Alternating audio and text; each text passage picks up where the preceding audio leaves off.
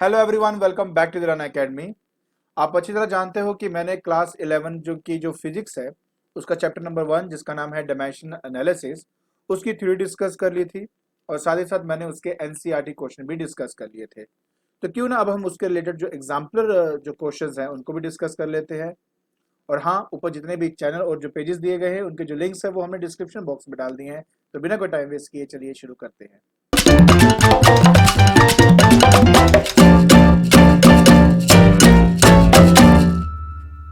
तो देखिए बेटा, आपको भी अच्छी तरह पता है, अगर आपने एग्जाम्पलर देखी होगी तो उस एग्जाम्पलर के अंदर आपके पास MCQ 1 जिसमें 1 मल्टीपल चॉइस क्वेश्चन आपको मिलता है, और फिर MCQ 2 होते हैं जिसमें more than 1 multiple choice question होते हैं। उसके बाद वेरी शॉर्ट जो क्वेश्चंस हैं वो होते हैं, फिर शॉर्ट क्वेश्चंस होते हैं, फिर लॉन्ग क्वेश्चंस होते हैं। तो ऐसे कुल मिला के डायमेंशंस को लेके बहुत सारे क्वेश्चंस आपको दिए हुए हैं। तो अब हम इन सब को बेटा एक एक करके स्टडी करने वाले हैं।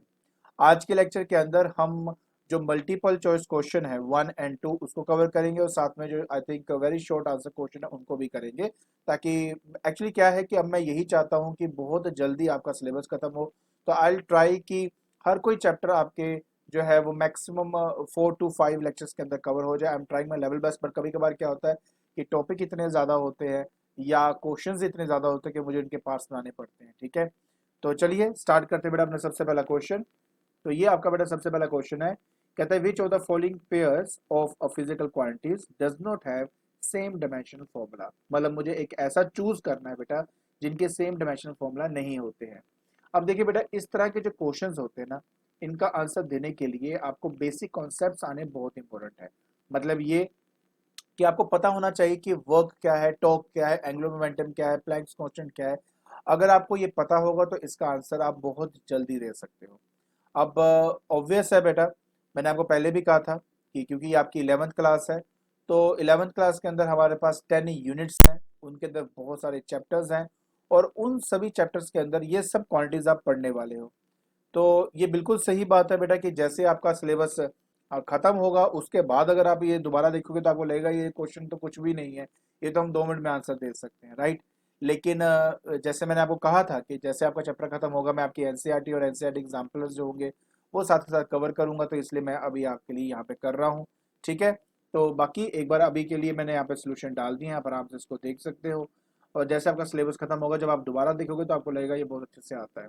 हाँ, ये बात मैं आपको बताता हूँ कि बेटा कि अगर कोई चाहता है कि मुझे सिर्फ बोर्ड के पर्सपेक्टिव से ही तैयारी करनी है, मुझे बस यही देखना है कि मैक्सिमम टू मैक्सिमम मतलब मैंने बोर्ड क्लियर करना है अच्छे मार्क्स के अंदर, तो ठीक है, फिर आप ये एग्जाम्पल्स को छोड़ सकते हो, ज़्यादा इस पे ध्यान ना दो। लेकिन बेटा कोई कहता है ना कि मैं बोर्ड तो करना चाहता हूँ बट एक्चुअली मैं इसकी डिफरेंट वैरायटी ऑफ क्वेश्चंस और क्या टफ क्वेश्चन आ सकते हैं उस लेवल तक को टच करना चाहता हूँ, तो आप यहाँ पे इसको कर सकते हो। बाकी यस, ये बात भी सही है कि कॉम्पिटिटिव लेवल के लिए आपको एटलीस्ट एग्जाम्पल्स के क्वेश्चन तो आने ही चाहिए, एटलीस्ट है मतलब एनसीईआरटी क्वेश्चन आने चाहिए, एग्जाम्पल्स आने चाहिए। फिर उसके बाद जाके क्या करना होगा तो जब मैं कंपटीशन की सीरीज चलाऊंगा तब मैं बताऊंगा। अभी के लिए पहले हम इसको सिर्फ सॉल्व कर लेते हैं। तो ये कहता है कि which of the following pairs of the physical quantity does not have the same dimensional formula. तो एक्चुअली में बात ये है कि इन सब में मुझे एक वो चूज करना था बेटा जिनका डायमेंशनल फॉर्मूला सेम नहीं है, और मुझे पता है बेटा इसका आंसर जो है वो टेंशन होगा एंड सरफेस टेंशन होगा। रीजन ये है कि मैक्सिमम बच्चों को ये लगता है कि टेंशन जो शब्द है जिसके साथ जुड़ा होगा मतलब उनका फॉर्मूला सेम होता है। एक्चुअली नहीं है। जब भी बेटा हम टेंशन के बारे में बात करते हैं ना, टेंशन एक्चुअली रिप्रेजेंट करता है फोर्स को, वो फोर्स जो स्ट्रिंग पे एक्ट करती है, और उसका जो यूनिट है बेटा वो न्यूटन होता है। जब मैं बात करता हूँ बेटा सरफेस टेंशन की, तो इस केस में बेटा ये होता है हमारे पास force per unit length, force divide by length होता है बेटा आपका ये। तो फोर्स जो है बेटा न्यूटन है, लेंथ का बेटा मीटर होगा, तो ये बन जाएगा न्यूटन पर मीटर। तो आप समझ सकते हो जिनके यूनिट्स डिफरेंट है बेटा उनका डायमेंशन फॉर्मूला कैसे सेम हो सकता है। और दूसरी बात ये कि इन सब में ना बेटा ये जितने भी आप यहाँ पे देख रहे हो इन सब में वर्क एंड टॉर्क, टॉर्क होता है वो आपका फोर्स इंटू परपेंडिकुलर डिस्टेंस, यहाँ वर्क होता है force into displacement. Unit same होगा, आंसर सेम आएगा बेटा आपका। एंगुलर मोमेंटम जो है इसका जो फॉर्मूला है बेटा वो MVR होता है, जिसमें M आपका मास रिप्रेजेंट होता है, V बेटा वेलोसिटी को बताता है, और R जो है बेटा रेडियस को बताता है। तो आप चाहे तो इसका डायमेंशन फॉर्मूला डाल के देख सकते हो। प्लैंक्स कांस्टेंट के लिए E is equal to H nu होता है बेटा, तो H जो है वो E बाई न्यू, जिसमें H आपका प्लैंक्स कांस्टेंट है बेटा, ई आपकी एनर्जी रिप्रेजेंट हो रही है और जो न्यू है बेटा वो आपकी फ्रीक्वेंसी है। तो आप आराम से ये डाल के इसको चेक कर सकते हो। बाकी रहेगी बेटा बात इम्पल्स और लीनियर मोमेंटम की। मैं जैसे आपको यूनिट 3 बताऊंगा तो आपको सिखाऊंगा ये चीज़ बेटा कि आपका जो इम्पल्स होता है वो एक्चुअली में चेंज इन लीनियर मोमेंटम के बराबर होता है, लीनियर मोमेंटम के बराबर होता है। और मैं ये बात बेटा आपके साथ प्रूव करने वाला हूँ, ये प्रूफ हमारे सिलेबस के अंदर है। तो क्योंकि ये दोनों एक दूसरे के बराबर है बेटा, देयरफॉर डी भी नहीं हो सकता, तो सी है और मैंने आपको ऑलरेडी बता दिया है। अब आप बात करते हैं बेटा नेक्स्ट वाले की। कहता है कि यंग मॉडुलस है जिसका स्टील जो आपकी वैल्यू दी हुई है बेटा 1.9 इंटू 10 की पावर 11 न्यूटन पर metre square when expressed in CGS unit of dyne पर सेंटीमीटर का square it will be equal to 1 newton. Okay, it will be equal to मुझे फाइंड करना है। तो बेटा देखो सिंपल सा ही क्वेश्चन है, आपको कोई इतना बड़ा नहीं है। पहली बात तो 1.9 into 10 to the power 11 newton पर मीटर स्क्वायर आपको दिया हुआ है। अब आप अच्छी तरह जानते हो कि 10 की पावर 1 न्यूटन में बेटा 10 टू द पावर 5 डाइन्स होते हैं बेटा आपके, ठीक है। एंड 1 मीटर में बेटा आपके होते हैं 10 की पावर 2 सेंटीमीटर। बट नीचे बेटा उसका स्क्वायर है तो स्क्वायर इसका भी होगा। तो automatically that will become 1.9 into 10 to the power बेटा 11, ये आपका 10 टू द पावर 5 रहेगा। नीचे बेटा ये 2 मल्टीप्लाई होगा इन दोनों पे तो ये आ जाएगा बेटा 10 की पावर 4 और नीचे आ जाएगा सेंटीमीटर का स्क्वायर और ऊपर बेटा आपका डाइन्स है। तो ऑब्वियस है सीजीएस के अंदर बेटा डाइन्स और सेंटीमीटर स्क्वायर में आपका आंसर होना चाहिए। बात सिर्फ ये है कि 10 की पावर 4 है बेटा, ये 10 की पावर 5 है, तो जब आपको पता है बेस जब आपस में सेम बेस आपस में डिवाइड होते हैं उनकी पावर सब्ट्रैक्ट हो जाती है। तो दैट विल बी बेटा 1.9 into 10 to the power 11 into 10 to the power 5 minus 1, 5 minus 4 not 1, 4। तो ये आ जाएगा बेटा 9 पर सेंटीमीटर का स्क्वायर। ये बेटा 10 के पावर 1 हो गया, तो ये 1.9 इंटू 10 टू द पावर बेटा 11 है, ये 10 टू द पावर 1 है, बेस सेम पावर है तो 1.9 into 10 to the power 12 9 centimetre, 9 पर सेंटीमीटर का स्क्वायर है ना। तो ये आपका प्रॉपर आंसर बनेगा। तो इसका जो सही आंसर है बेटा वो आपका सी है, C is the right answer. अब हम बात करते हैं बेटा इसकी। कहता है if the momentum p area a and time t are taken to be the fundamental quantities then energy has the dimensional formula. Okay, energy बहुत इजी है, कुछ भी नहीं है। क्या करेंगे, सबसे पहले बेटा हम यहाँ पे कहेंगे कि हमारा जो एनर्जी है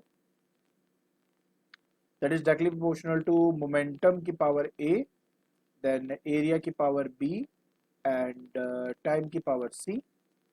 एनर्जी को फिर मैं लिखूंगा कि एनर्जी जो है बेटा वो हो जाएगा मेरे पास k टाइम्स ऑफ p की पावर a, देन a की पावर b एंड टाइम की पावर c। डायमेंशन जो होता है बेटा एनर्जी का हमें पता है होता है ml2t माइनस 2, ठीक है। डायमेंशन फॉर्मूला लगा प्रेशर बेटा, प्रेशर नहीं है ये मोमेंटम है, ये होता है मास इनटू वेलोसिटी, तो mlt माइनस 1। तो ये बेटा इसका आ गया, इसकी पावर a लिखूंगा। फिर a आ जाता है बेटा जो कि एरिया है, तो ये l स्क्वायर की पावर b एंड उसके बाद टाइम है बेटा, टाइम t ही आएगा इसकी पावर c।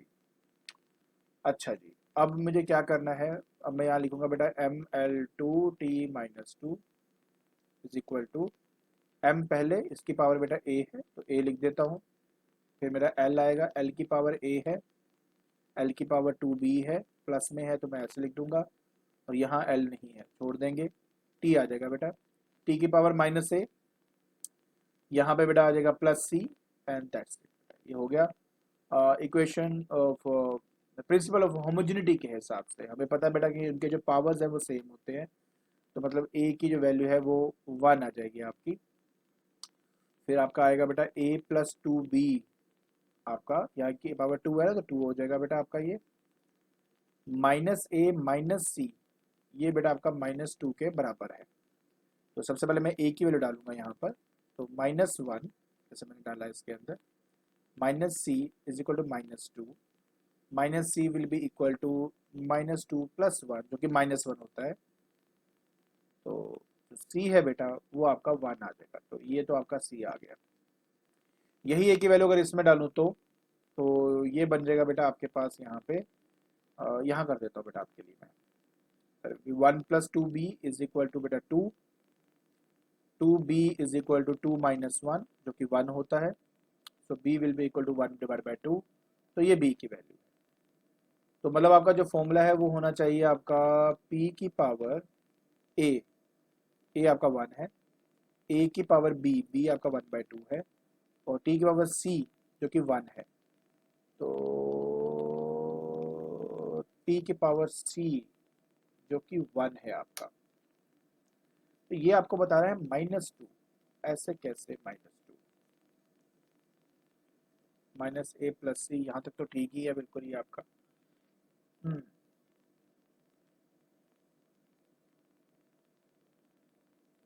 ये आपके सबको सेम आने चाहिए थे, क्यों नहीं आ रहा? लेट अस, कोई बात नहीं, हम चेक कर लेते हैं। हमारे पास ये था मास इंटू वेलोसिटी, तो mlt - 1, ठीक है। एरिया का बेटा l का स्क्वायर, टाइम का t, एनर्जी होता है ml2t - 2। ये सब ठीक है आपका। m की पावर 1, a की पावर मैंने 1 ले लिया, ठीक है। देन a और 2b, a and 2b, a + 2b that is 2 के बराबर, ठीक है बेटा। ये भी 1 डाल दिया, तो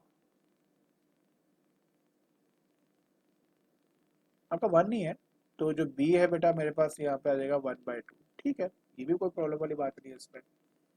अच्छा, यहाँ क्या हुआ ये भी देख लेते हैं ना। यहाँ पे आ गया, देखो ना, ये a + c था और मैंने यहाँ पे गलत कर दिया बेटा, a + c है, तो a + c, तो ये आ गया -2। अब ठीक है ना बेटा, ये +c है आपका, तो c आपका बेटा -1 आ जाएगा, c -1, तो इसका मतलब ये है आपका। तो बेटा ये आपका ऑप्शन सही है, डी आपका सही ऑप्शन है, ठीक है। ऐसे कैलकुलेशन एरर हो जाती है कभी कभी, ठीक है जी। तो इस तरीके से बेटा आपने इसको करना था। तो अब हम बात करेंगे बेटा MCQ 2 की। इसके अंदर क्या होता है कि मोर देन 1 आपके आंसर्स होंगे। तो पहला न्यूमेरिकल की बात करें बेटा, तो on the basis of dimensions decide which of the following relation of for the displacement of A particle undergoes simple harmonic motion is not correct. बेटा अगर आपको याद हो, एनसीईआरटी के जब न्यूमेरिकल्स कराए थे तब मैंने साफ साफ बताया था कि जब आपका साइन कोसाइन ऐसे कुछ हो, तो पहला स्टेप होता है कि उनके एंगल्स को चेक करो। किसके चेक करो? एंगल्स को हमने चेक करना है बेटा। वो क्या होने चाहिए? वो डायमेंशन लेस होने चाहिए। क्या होना चाहिए? Dimension less. तो अगर वो डायमेंशन लेस है तो फिर हम बाकी किसी आगे हम स्टडी कर सकते हैं। अगर वो डायमेंशन लेस ही नहीं है तो वो हमारे लिए इनकरेक्ट वही का वही हो जाएगा। तो अगर मैं बात करता हूँ बेटा यहाँ पे पहले न्यूमेरिकल की, तो ये है 2πt/t, है ना। तो पहले पार्ट की अगर मैं बात करता हूँ तो कहता है 2πt/t, दोनों टाइम है, डायमेंशन लेस है बेटा ये। और y जो है वो भी डिस्प्लेसमेंट है बेटा। a एम्पलीट्यूड को रिप्रेजेंट करता है जो कि डिस्प्लेसमेंट होता है, तो a आपका करेक्ट है, तो ये हमारा आंसर नहीं हो सकता। इसने कहा है नोट करेक्ट ढूंढो। अच्छा, अब मैं बी पार्ट की बात करता हूँ। तो बी पार्ट में अगर मैं बात करूँ तो मेरे पास vt है बेटा, v वेलोसिटी है। आ, तो वेलोसिटी का क्या होता है बेटा? वैसे तो पता ही है बेटा, मीटर पर सेकंड है, ऊपर यहाँ पे सेकंड आ जाएगा, सेकंड से सेकंड कटेगा तो मीटर आ जाएगा। डायमेंशन फॉर्मूला एल है, तो ये डायमेंशनलेस नहीं है, तो ये मेरा इनकरेक्ट है। तो मतलब बी मेरा सही आंसर है इसमें। नेक्स्ट भी देखना पड़ेगा ना, क्योंकि मल्टीपल है तो मुझे सारे ऑप्शन चेक करने पड़ेंगे। उसके बाद बेटा नेक्स्ट है साइन t/a। जो t है, अगर मैं सी पार्ट की बात करता हूँ बेटा, जो t है बाय ए, टी का बेटा टी आएगा, और ए बेटा डिस्प्लेसमेंट है, एम्पलीट्यूड है ना बेटा ये आपका, तो यहाँ पे आपका एल आ जाएगा। डायमेंशनलेस नहीं है, तो ये भी आपका ऑप्शन करेक्ट हो जाएगा। नेक्स्ट केस में बेटा 2πt/t, तो डायमेंशनलेस है, ये मैंने आपको ऑलरेडी बता दिया, तो ये ठीक है, ये वाला भी ठीक है। और क्योंकि y डिस्प्लेसमेंट है और a जो है मैक्सिमम डिस्प्लेसमेंट है, तो दोनों ठीक है, मतलब ये लेफ्ट और राइट के बराबर है। तो ये मतलब ऑप्शन ठीक नहीं है, मतलब कहने का मतलब है कि मुझे इनकरेक्ट ढूंढने थे, तो बी और सी जो है वो बिल्कुल सही है, ठीक है। अब हम बात करते हैं बेटा नेक्स्ट क्वेश्चन की। नेक्स्ट क्वेश्चन में कहता है कि आई होप वो पिछले वाला तो अच्छी तरह आ गया होगा ना आपको, ठीक है। नहीं है तो एक बार पीछे से जाके उसको दोबारा देख लेना बेटा, ठीक है।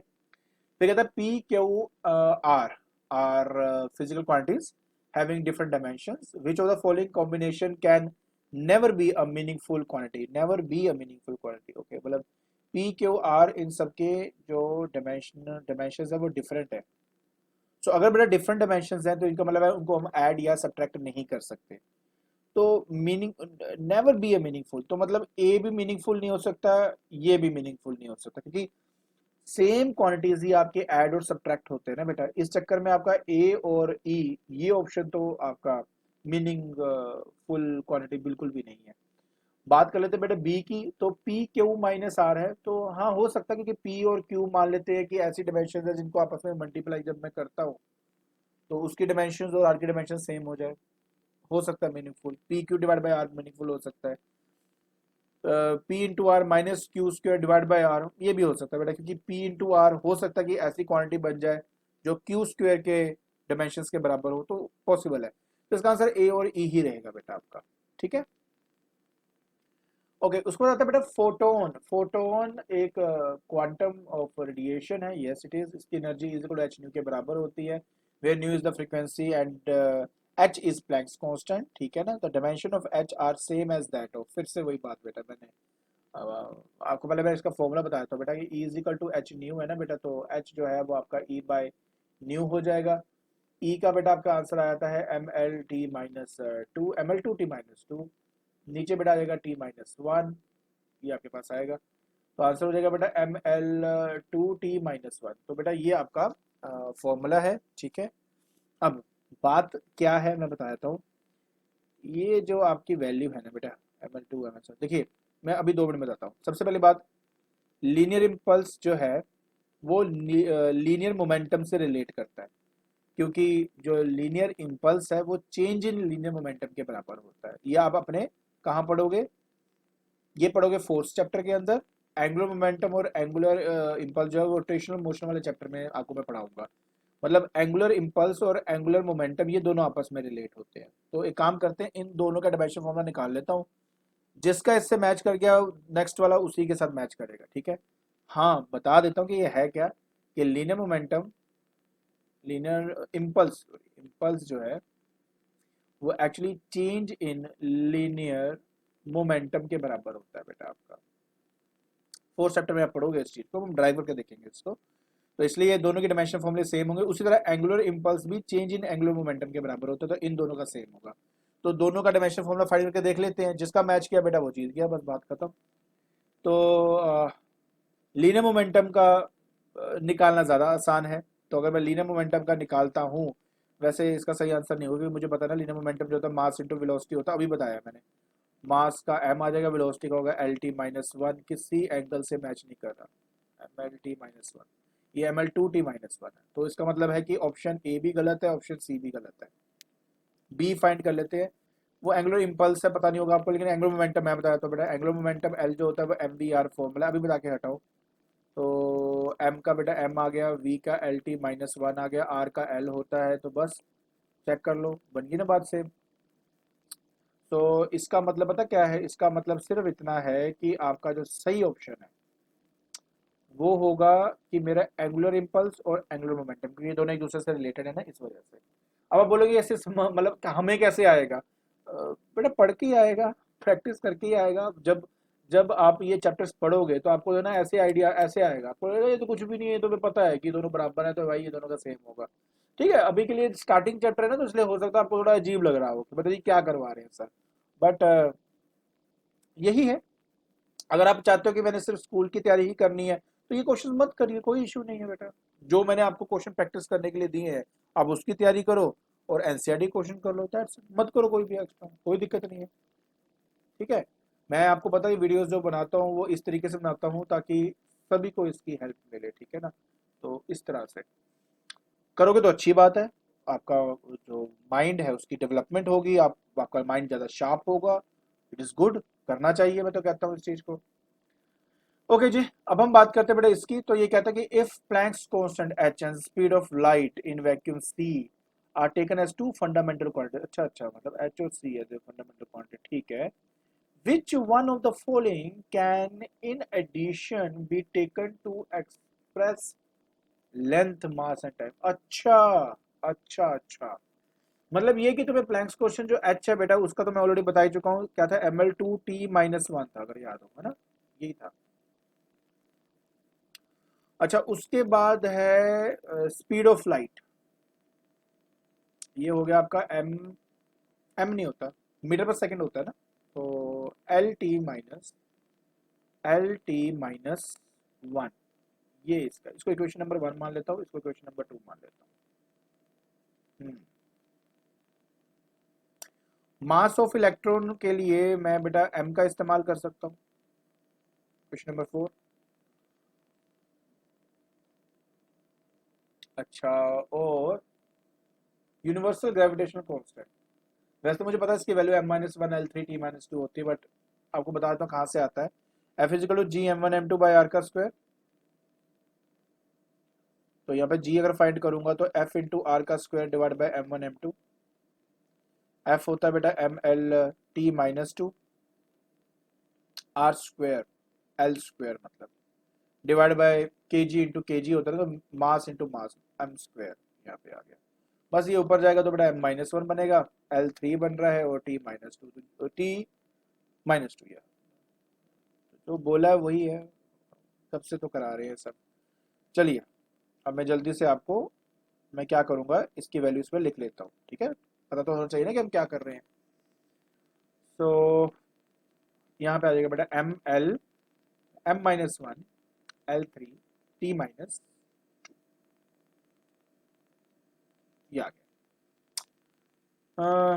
चार्ज चार्ज चार्ज का तो मुझे पता है, चार्ज ई बोला ना उन्होंने, जो सिंबल्स बोले ना बेटा वही यूज करने चाहिए हमें, हम अपना दिमाग ना ही लगाए तो बेटर ही है इसके अंदर, ठीक है ना। तो ये हम ये देखिए इसको हटा देते हैं, तो ई है ना, ई चार्ज बेटा करंट इनटू टाइम होता है, तो करंट का हम ए लेते हैं और टाइम का टी लेते हैं, तो बेटा यहाँ पे आ जाएगा दैट्स इट। ये आपको पहले सब लिखने थे, ठीक है। दूसरी बात ये है कि ये मेरा हो जाएगा इक्वेशन नंबर 3, ये 4 है और ये मेरा 5 है बेटा, ठीक है। तो बेटा इस तरीके से आपने ये वाला जो पार्ट है ये करना था, इजी है ना, हो जाएगा आराम से, गुड। अब हम बात करेंगे बेटा इसके नेक्स्ट की, आगे क्या। अब मुझे क्या करना है बेटा, मुझे ना लेंथ फाइंड करना है, ठीक है, क्या करना है, लेंथ फाइंड करना है। तो किनको ऐड या किसको डिवाइड किसको क्या करूं ताकि मेरा वो रिजल्ट बन जाए एम का ना। एक काम करते हैं ना, पहले तो हम इन दोनों को मल्टीप्लाई करते हैं, मैं बोलूँगा मल्टीप्लाई कर रहा हूँ बेटा, मल्टीप्लाई इसलिए कर रहा हूँ क्योंकि ये जो एल है और L² मिलके L³ बन जाएगा जो इससे रिजेंबल कर रहा है, और टी के बाद -1 टी, समझ रहे हो ना, तो ये -2। तो एक काम करते हैं बेटा, हम पहले बात करते हैं कि पहले मुझे लेंथ फाइंड करना है, फिर मास, फिर टाइम। लेंथी है ये न्यूमेरिकल, बट कोई बात नहीं, करेंगे हम इसको भी। तो सबसे पहले हम करेंगे बेटा H × C, जैसे कर रहा हूँ मेरे पास mL3T, मैं दिखा देता हूँ कैसे किया, ये जो समझ नहीं आएगा आप लोगों को। H × C का मतलब हुआ mL2T-1 और C का मतलब हुआ LT-1, तो ये आपके पास हो गया, ठीक है। उसके बाद मल्टीप्लाई कर दें तो बन जाएगा बेटा mL, बेस सेम पावर है ना 3T-2, डन हो गया, परफेक्ट, यहाँ तक मेरा आ गया। यहाँ पे है m-1 L3T-2, अच्छा इसको इक्वेशन नंबर 6 अगर ले लूँ, एक काम करते हैं 6 डिवाइड बाय 5 कर देते हैं, क्या होगा इससे, मतलब SC/G, इससे ये हो जाएगा कि mL3T-2 जो 6 वाला का डायमेंशन फॉर्मूला है और जो G का है जो कि है m-1 L3T-2, इसमें ये कट जाएगा ना, काटना भी तो है तभी तो मास आएगा, मास कैसे आएगा, नहीं तो ये जब ऊपर जाएगा तो ये m का स्क्वायर बन जाएगा बेटा ये, और मुझे m फाइंड करना है, आ गया। तो m आ जाएगा बेटा √HC/G। तो आप देख सकते हो कि मास को मैं रिप्रेजेंट कर सकता हूँ, HC तो करना ही करना है ना यूज, H और C तो यूज आपने करना ही करना है, ठीक है। इनमें से और कौन सा टर्म इस्तेमाल कर सकते हो ताकि आप मास और लेंथ और टाइम पता कर सकते हो, तो मास तो मैंने निकाल लिया, इसमें हम जी का इस्तेमाल करेंगे तो हो जाएगा। तो एक काम, अच्छा क्वेश्चन है यार, इसको ये तो मैंने टिक कर दिया। चलिए अब मैं यहाँ से क्लियर करता हूँ, फिर नेक्स्ट पार्ट आपको बताता हूँ। तो बेटा अब देखिए हमने मास तो निकाल लिया, अब रह जाता है बेटा आपके पास यहाँ पर लेंथ या टाइम, दोनों में से कुछ एक निकालेंगे। आई थिंक मुझे ना लेंथ पहले निकाल लेना चाहिए, क्योंकि इस केस में अगर मुझे टाइम निकालना है ना तो मुझे सी को डिवाइड करना पड़ेगा एल के साथ, तो अगर मुझे एल का पता होगा तो मैं कर लूँगा, और मुझे दिख रहा है यहाँ पे कि ये टी के पावर -1 है, ये टी के पावर -1 है, इन दोनों को डिवाइड कर देता हूँ, डिवाइड करने से क्या होगा, ये दोनों कट देंगे। चलो एक काम करते हैं, लेट्स स्टार्ट। सो 1/2 करते हैं बेटा सबसे पहले, 1/2 करने से क्या होगा कि H/C, इससे हो जाएगा बेटा mL2T-1 डिवाइड बाय सी बेटा हो जाएगा LT-1, ये कट गया बेटा, इसके साथ एक एल ये भी कट गया, तो m × L बन गया, आ गया आंसर। m ऑलरेडी मैं फाइंड कर चुका हूँ, मतलब ये है कि चिंता क्यों करते हो, m इंटू एल आ गया ना, मुझे l फाइंड करना है। तो यहाँ से l जो है वो आ जाएगा बेटा H C divide by m, और m मैं ऑलरेडी फाइंड कर चुका हूँ, एच सी बाई जी, ये g ऊपर चला जाएगा, मतलब ये बन जाएगा H C root of g divide by h into C. Okay, अब इसको सोल्व कैसे करना है, आसान है वैसे तो, ये देखो root h divide by root h क्या होता है बेटा आपका। अच्छा, कईयों को ना ये भी क्लैरिटी नहीं होती है, तो मैं इसको थोड़ा सा क्लियर और बता दूँ बेटा क्या चीज़ है। अंडर की पावर 1/2 होता है ना बेटा, देखिए h by C G divide by H C की पावर 1/2। तो ये पावर बेटा 1 है, 1 में से जब ये नीचे वाला ऊपर जाएगा तो -1/2 बनेगा, मतलब ये कुछ ऐसा बनेगा बेटा आपका। ठीक है, एक काम करता हूँ, इसको मैं अब इरेज तो नहीं कर सकता, यहीं पे साइड में कर देता हूँ, इसको हटाता हूँ पहले तो मैं। ठीक है, इसको मैं थोड़ा सा हटा दूँ, थोड़ा सा क्लैरिटी हो जाएगी जी मैं क्या कहना चाहता हूँ। मैं ये कहना चाहता हूँ कि h बाई सी है ना, ये g की पावर 1/2 है, तो ये नीचे वाला जब h ऊपर जाएगा तो -1/2 हो जाएगा, और नीचे ऑलरेडी c की पावर 1/2 रहेगा, तो बेस से हम पावर ऐड करो तो 1 - 1/2 होता है 1/2, तो h की पावर 1/2 आ जाएगा, g की पावर भी 1/2 आ गया, बट c की पावर 3/2 है, बट है तो ये l का ही ना फॉर्मूला, तो बस हो गया खत्म, एच जी और सी। अभी भी मुझे जी का जो इस्तेमाल है वो करना पड़ रहा है बस, इसके अलावा नहीं मुझे कुछ करना पड़ रहा है, मैं आराम से इसका आंसर निकाल सकता हूँ। ठीक है ना, तो ये जी का इस्तेमाल करके apart from H N C हम इसको फाइंड आउट कर सकते हैं। ठीक हो गया। हम्म, ये तो हमारा सही आंसर आ गया है।